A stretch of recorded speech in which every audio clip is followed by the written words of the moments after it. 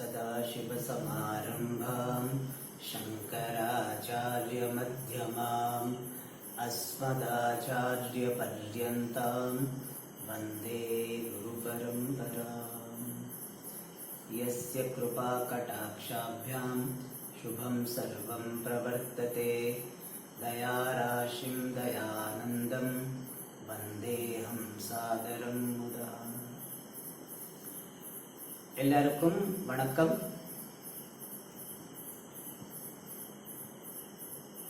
I do not know much Tamil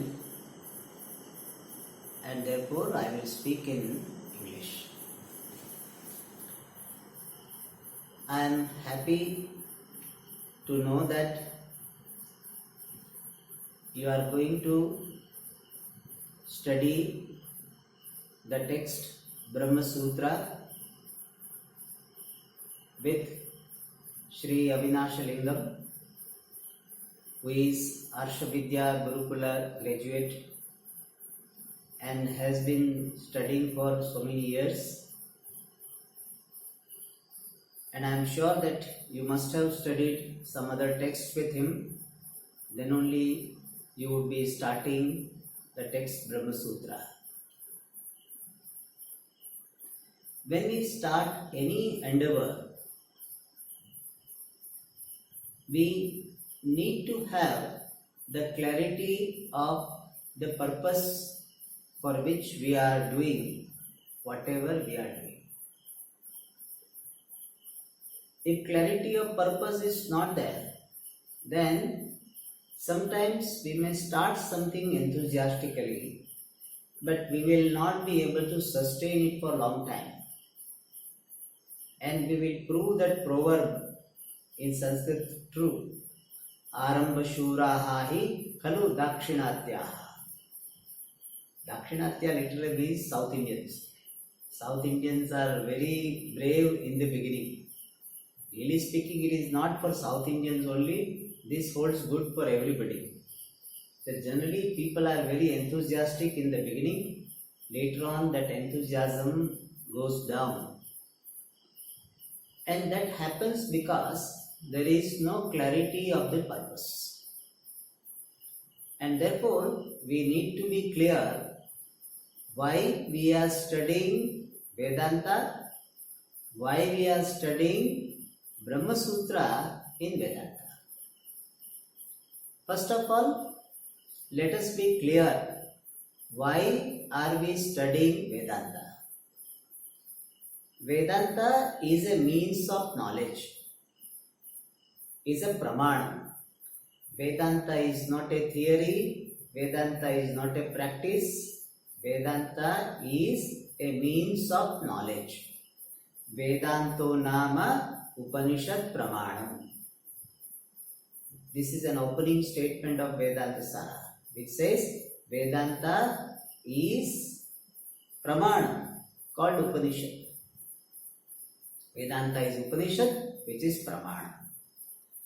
And being pramana, Vedanta gives me the knowledge. Knowledge of what? Knowledge of the truth of Jiva, Jagat and Ishvara.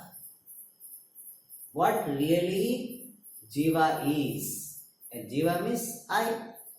So what really I am.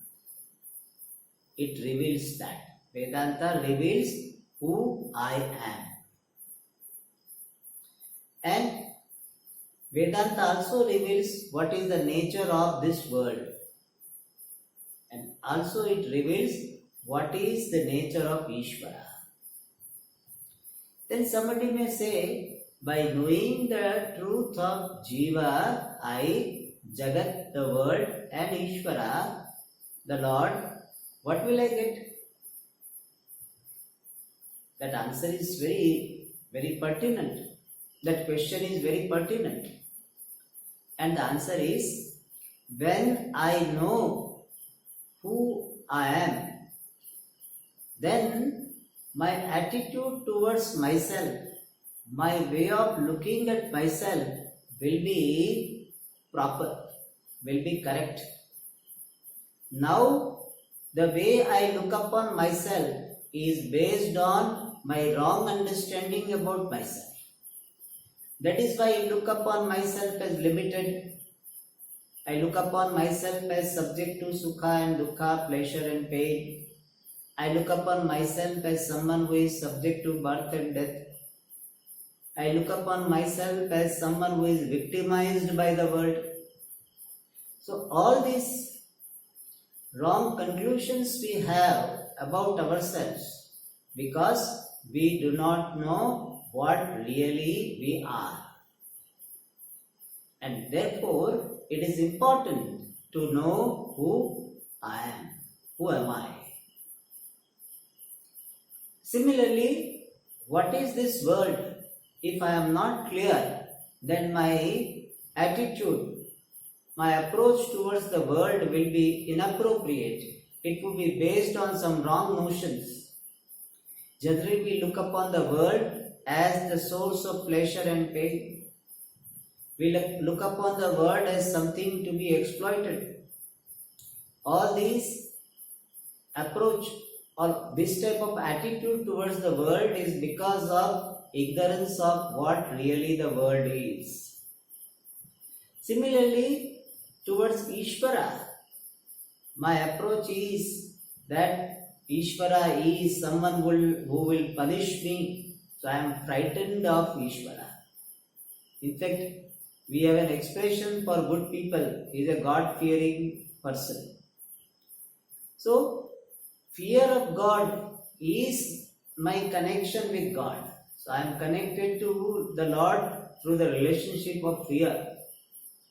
All these wrong attitudes towards Jiva, Jagat and Ishvara are because of my wrong understanding and non-understanding of what really I am, what really the world is, what really Ishvara is.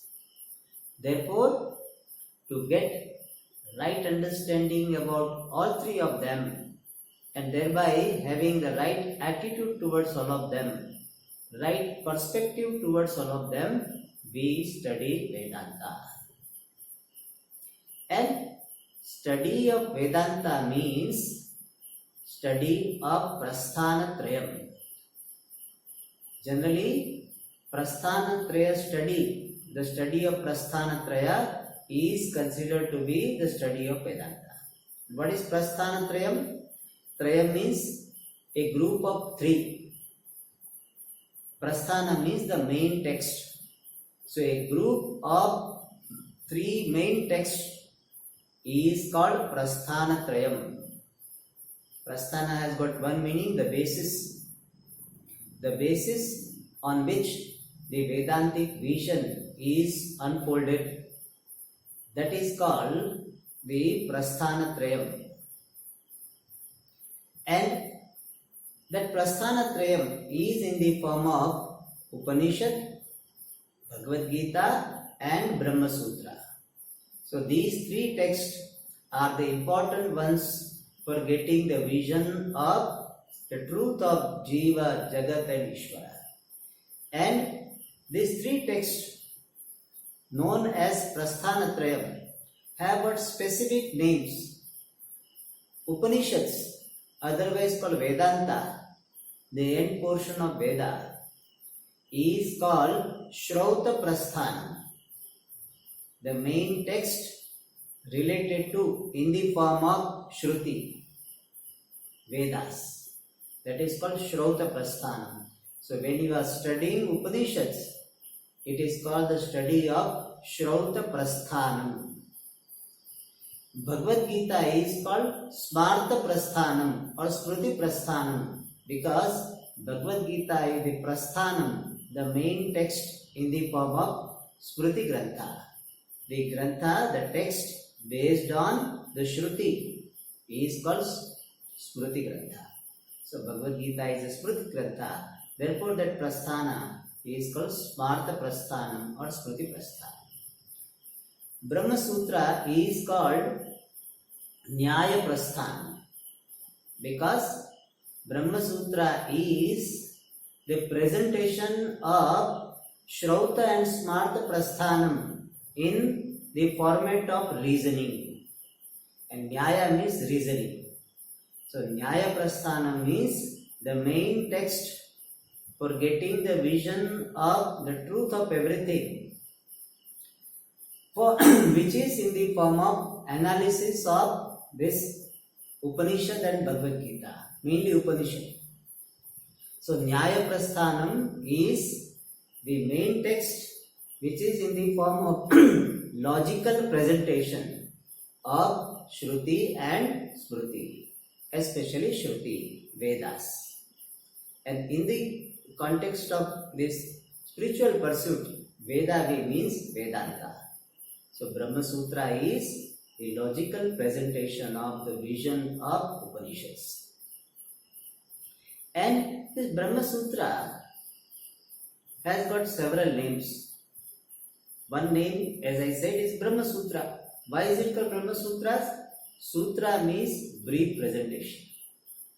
Brahma Sutra means brief presentations about Brahma is called Brahma Sutrani.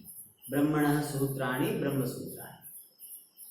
And this Brahma Sutra is written by Veda Vyasa, a great Acharya who has written so many books, who has compiled the Vedas. Therefore, he is called Veda Vyasa. And since he has written the sutras, therefore these sutras are called Vyasa Sutrani. And Veda Vyasa had another name, Badarayana. Therefore, these sutras are called Badarayana Sutra.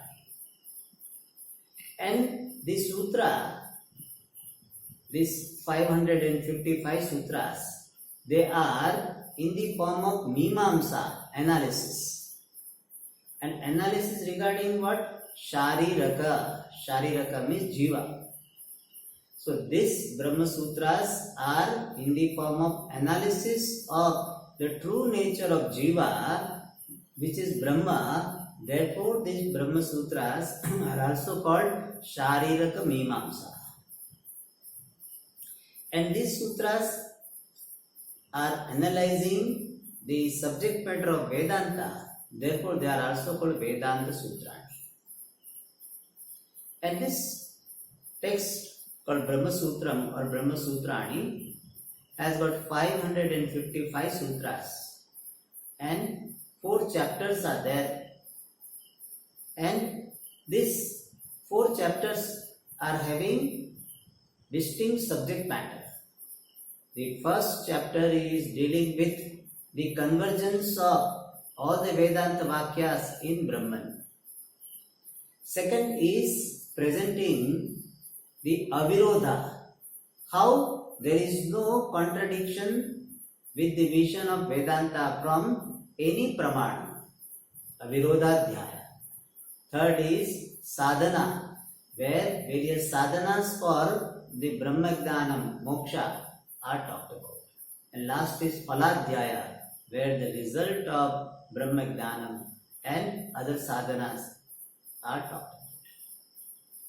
And this Brahma Sutra does 3 things. The first one is it presents the Tatparyam of all Vedanta Vakyas. Vedanta Tatparya Nishchaya, that is the first job, first function done by Brahma Sutra. It brings out where the Tatparyam of all Vedanta Vakyas is. Second thing it does is defending the vision of Vedanta from the onslaught of other philosophies, Sankhya, Vaisheshika, Buddhas. So Vedanta, the vision of Vedanta is defended. That is the second thing. The third thing is Brahma Sutra is showing the limitations of other darshanas. So one is a defensive work, other is offensive work. Offensive in the sense showing the limitations of other darshanas, so that one will be careful in adopting any other darshanas. And when we study Brahma Sutra, we get the depth of Vedanta, depth of Upanishad, we get lot of clarity, and this clarity will lead us to conviction in our knowledge, and having the knowledge with conviction and making it free from habitual error will lead us to Jivan Mukti, freedom. Therefore, if question is asked, why do we study Brahma Sutra? To get the clarity of the vision of Vedanta. And what is the purpose of clarity of this vision? This clarity of vision will make me free from the bondage caused by ignorance.